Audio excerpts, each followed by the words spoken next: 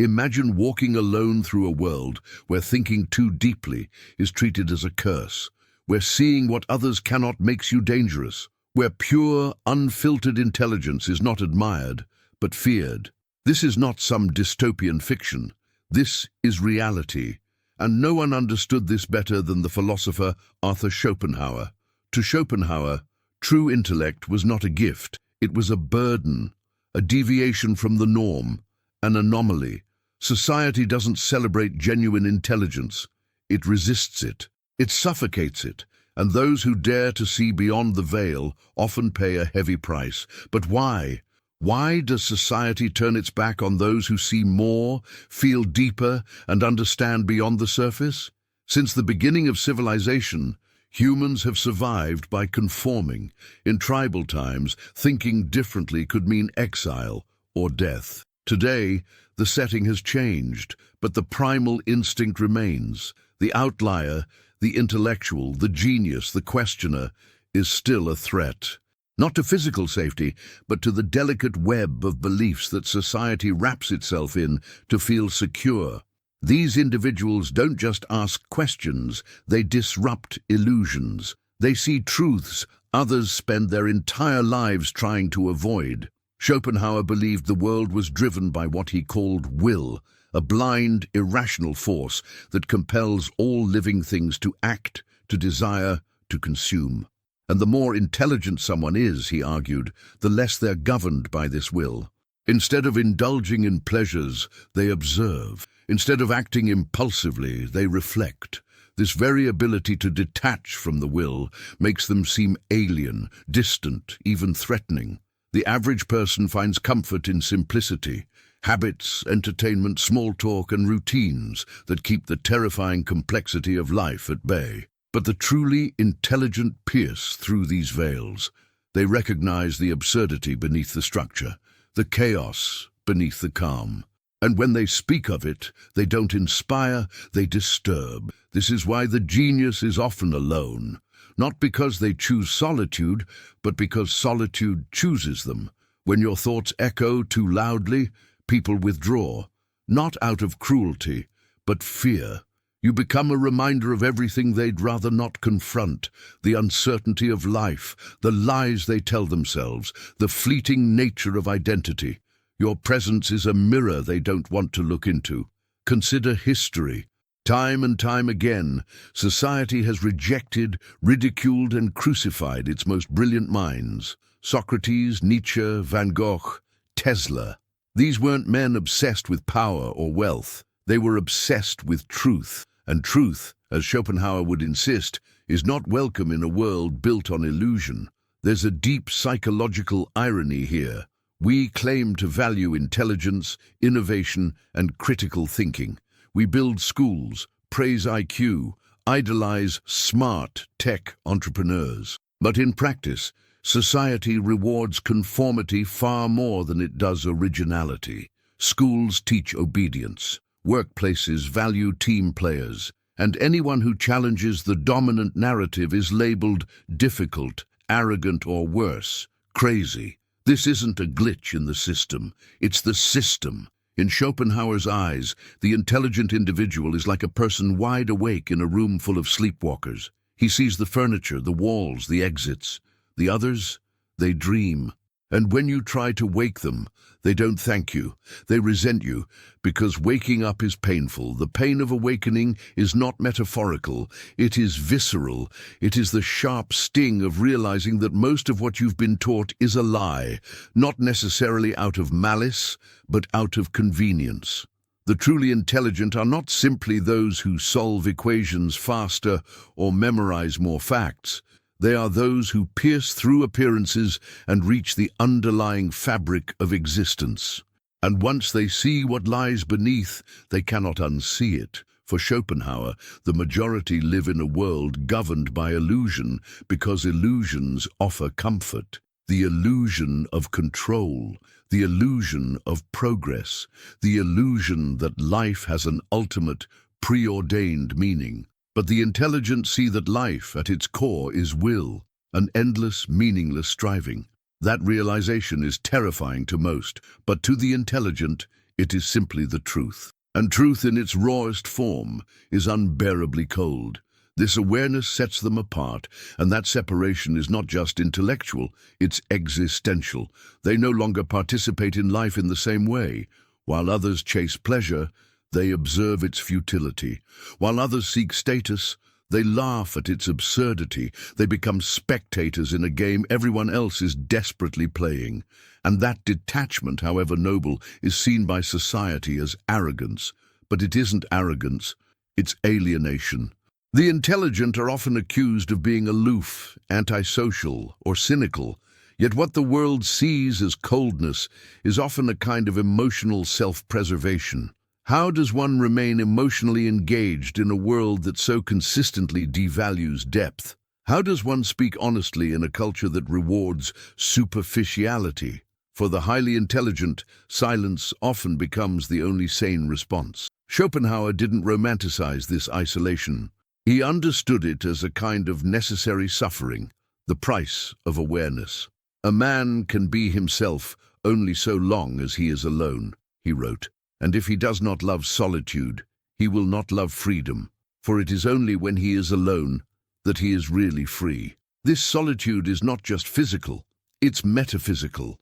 It is the space between the thinker and the thoughtless crowd, the chasm that grows wider with every new insight. This brings us to a painful paradox. The more intelligent one becomes, the harder it is to connect, not because of pride, but because of perception. The mind that sees through facades becomes allergic to pretense. The soul that understands suffering at its root cannot indulge in trivial distractions. The heart that feels deeply is more easily wounded, and therefore more guarded. Society, in turn, responds with suspicion. It doesn't know what to make of those who refuse to follow the script. People who don't pretend to enjoy small talk, who find no joy in gossip, who are not seduced by status. They are seen as dangerous anomalies, because when someone stops playing the game, they expose the game for what it is, a farce. This is why so many brilliant individuals are pushed to the margins. Their presence disrupts the collective fantasy. They ask uncomfortable questions. They break comforting narratives. They refuse to worship what everyone else bows down to. And in doing so, they reveal the emptiness at the center of it all. In many ways, the intelligent person is a kind of modern-day heretic. Not one who denies God, but one who denies the gods of conformity, distraction, and false hope. And like all heretics, they are punished, not with fire or exile, but with invisibility, mockery, and isolation. It's easier to label them as weird or antisocial than to consider that they might actually be seeing something the rest of us cannot. It's easier to laugh at them than to listen, because to truly listen would mean confronting the terrifying possibility that our lives are built on sand. But there's a hidden strength in this exile, because in solitude, the intelligent person finds clarity. In rejection, they find freedom. And in pain, they find truth. Truth that most people will never dare to touch.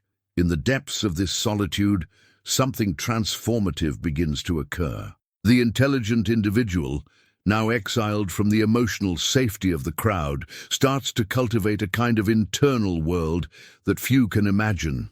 This world is not fueled by ego or ambition, but by observation, reflection, and existential clarity.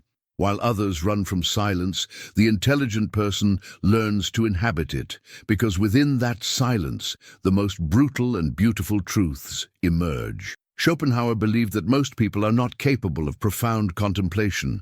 They are too entangled in the noise of the external world, desires, distractions, obligations, to ever turn inward. But the intelligent are cursed, or perhaps blessed, with the inability to look away. Their minds are wired to dissect, to analyze, to search for meaning even when none seems to exist. This is not a choice, it is a compulsion, a necessity, a psychological hunger that never fades. Yet this hunger comes at a cost. Relationships suffer. Joy becomes elusive. The pleasures that satisfy the masses, The latest trends, the hollow rituals of social success, fail to nourish the thinking mind.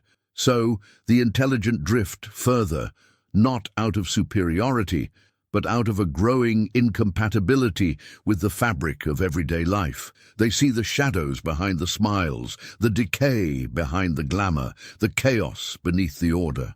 And what does society do when faced with someone who reveals too much? It covers its eyes, it tightens its grip on illusion. It paints the truth-teller as broken. Modern culture is particularly hostile to the deep thinker. In a world obsessed with speed, productivity, and spectacle, contemplation is treated as a defect. We are told to move on, stay positive, keep scrolling. But the intelligent cannot scroll past the absurdity. They cannot ignore the suffering. They cannot forget what they've seen. This is not pessimism.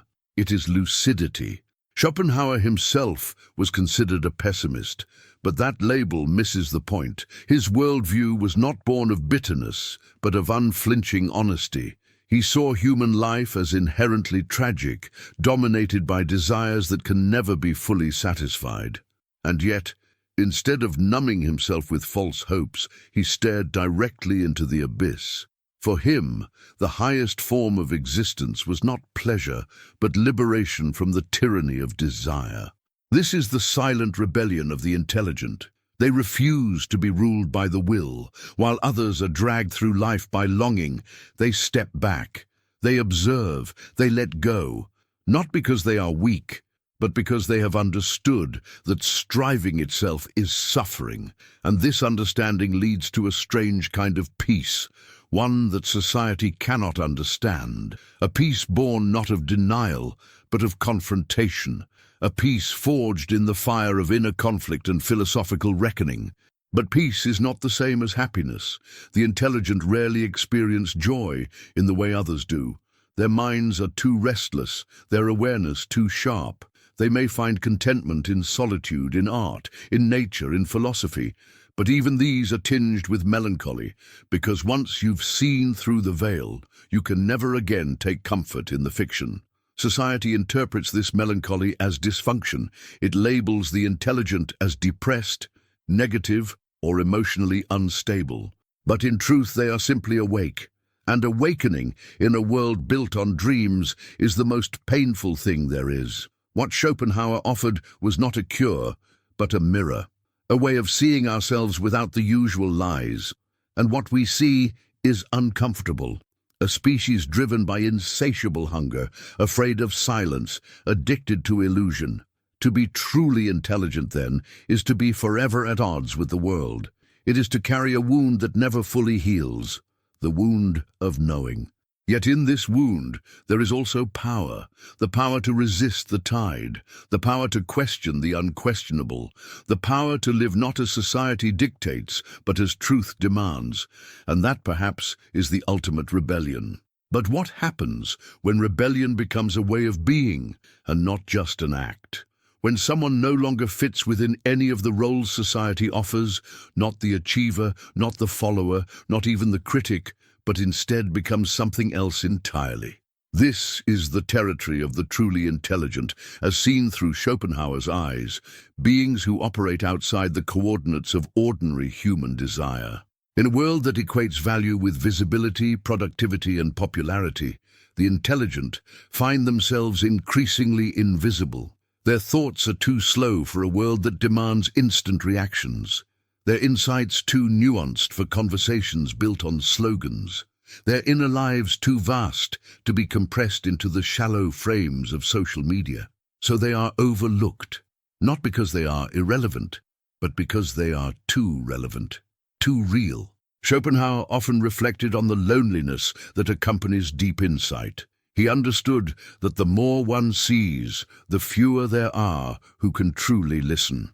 This is the fate of those who live at the edge of consciousness. They speak truths that no one wants to hear, and in doing so become exiles in their own time.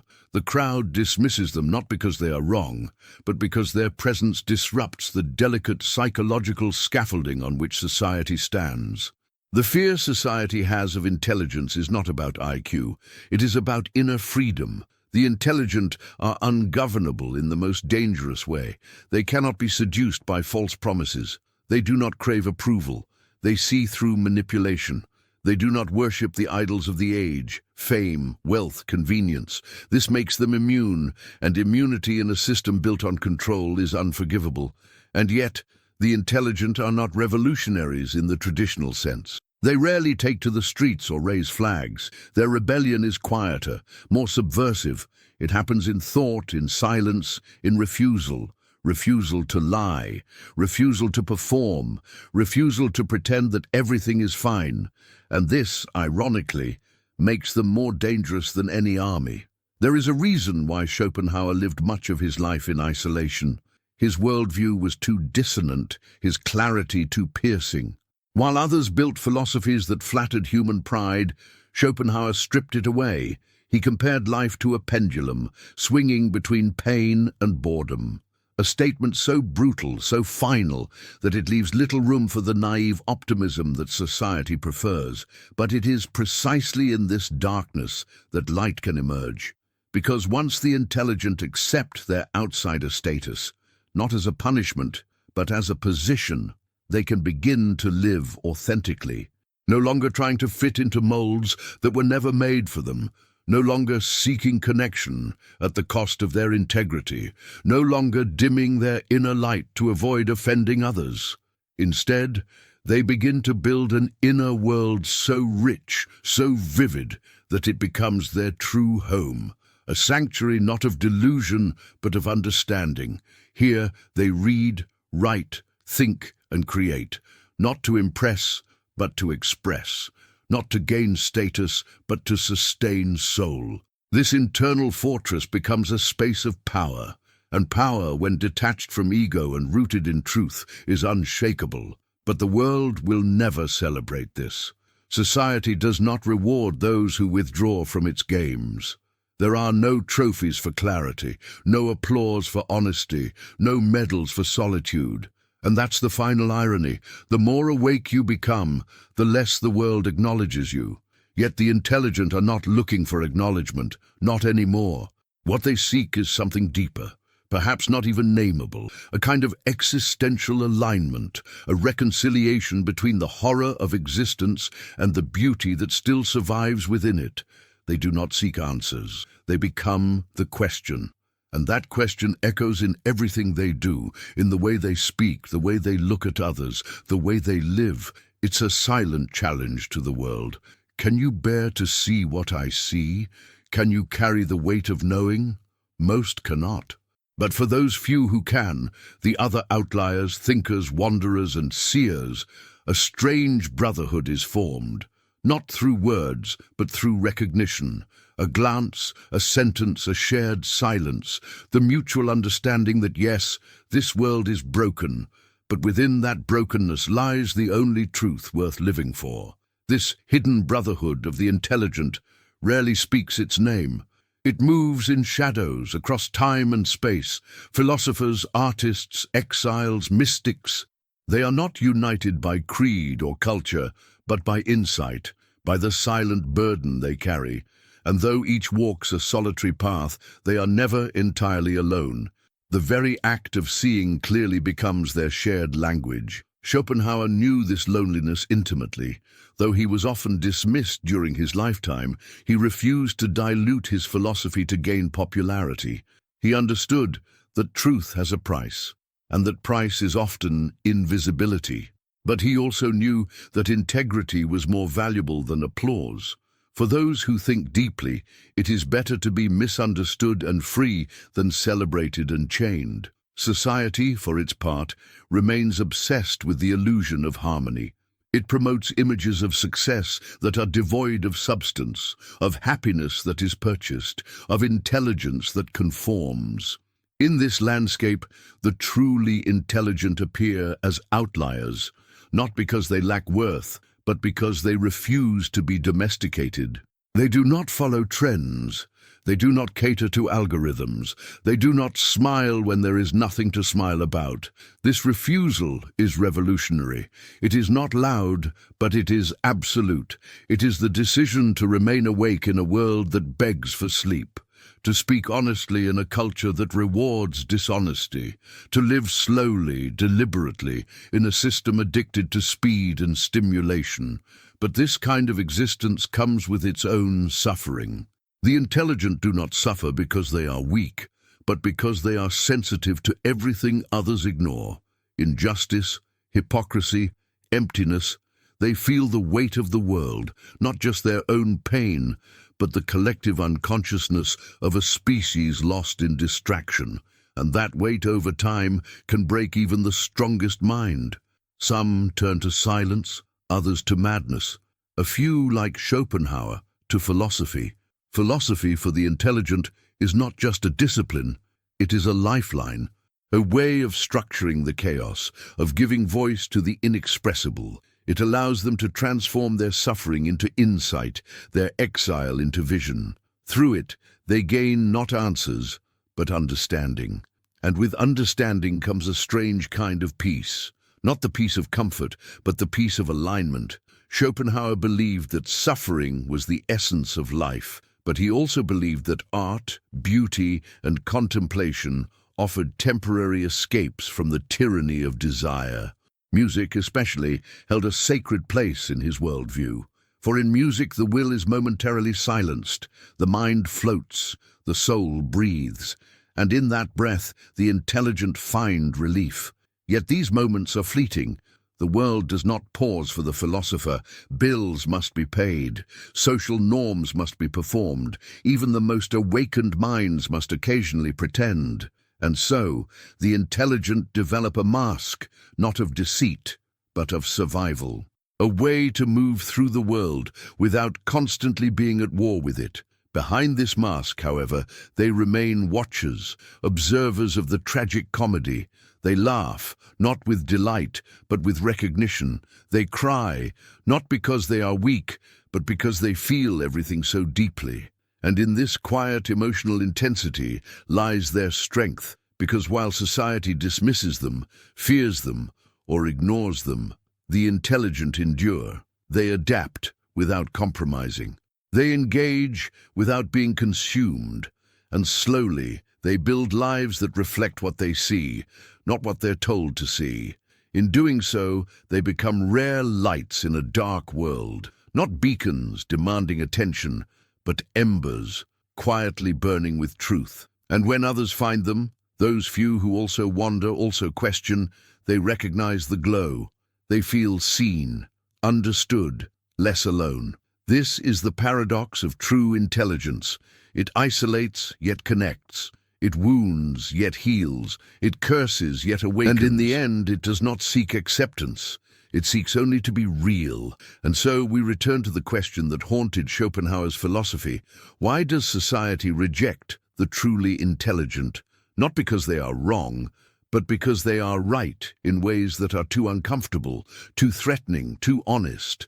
The world is a stage where everyone plays their part. The intelligent, however, refuse to act. They refuse the role of the happy worker, the satisfied consumer, the smiling citizen. They look beyond the curtain and see the machinery, the puppeteers, the false lights. They call it out, and for that, they are cast out. But there is a secret that Schopenhauer understood, one that modern minds would do well to remember. Being cast out is not the end, it is the beginning. When society closes its doors, the intelligent open inner ones. When applause is withheld, they listen to the quiet applause of their own conscience. When belonging is denied, they begin to belong to themselves. This is not an easy path. It is often cold, often dark. There are nights when the intelligent question whether their vision is a gift or a curse, whether the cost of knowing is too high, whether silence would have been easier. But then they remember the alternative is not peace, it is sleepwalking. It is wearing a mask so long that it fuses with the face. It is living a life dictated by others, never once asking, is this true? Is this real? Is this mine? And that, above all, is the tragedy that intelligence refuses to accept. Schopenhauer's legacy is not just a philosophy of suffering, It is a roadmap for those who see too much and feel too deeply, a call to embrace solitude, to pursue clarity, to seek beauty not as distraction, but as transcendence. He invites us to turn inward, to cultivate a rich interior life, to find meaning in thought rather than approval. His message is clear. If you feel like you don't belong in this world, it may be because you were not meant to, not in the way others are. You were not born to repeat. You were born to reveal, to question, to awaken, and in doing so, to walk a lonelier path, but a truer one. So, if you've ever felt out of place, if your thoughts isolate you, if your depth distances you, take heart. You are not broken. You are not lost. You are simply awake in a world that prefers to dream. Let that awareness be your compass. Let it guide you not to bitterness, but to wisdom, not to despair, but to clarity, not to arrogance, but to quiet strength. Because in the end, the world may not understand you, it may not reward you, but it cannot erase the truth you carry. And that truth, if nurtured, becomes light, a subtle, unwavering light in a world addicted to shadows. This is the legacy of true intelligence, and the burden and the gift. Thank you for watching this video. We kindly ask you to subscribe to our channel and give this video a like. Also, activate the notification bell so you never miss our new uploads. See you in the next video.